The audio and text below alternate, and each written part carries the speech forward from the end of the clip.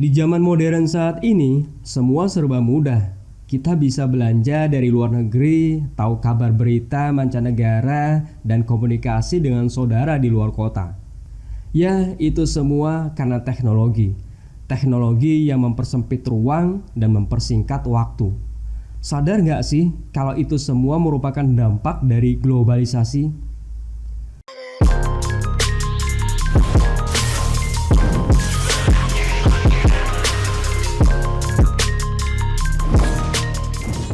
Apa sih globalisasi itu?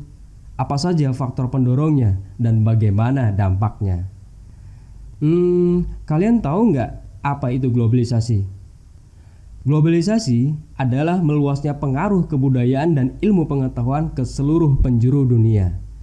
Bisa dibilang globalisasi itu identik dengan global village, di mana batas antara negara menjadi pudar karena adanya teknologi dan informasi.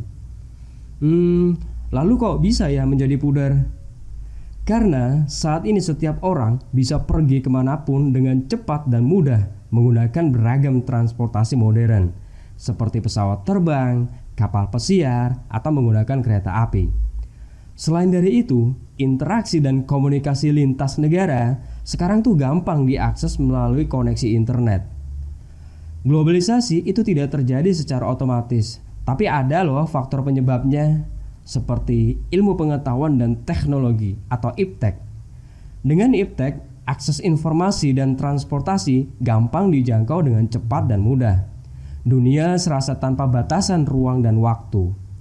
Selain dari itu, dengan adanya pasar bebas, transaksi ekonomi lintas negara dapat dilakukan secara online.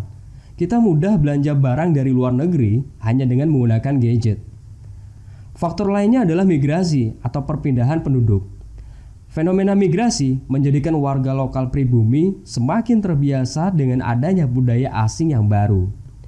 Transparansi pers juga menjadi faktor pendorong terjadinya globalisasi.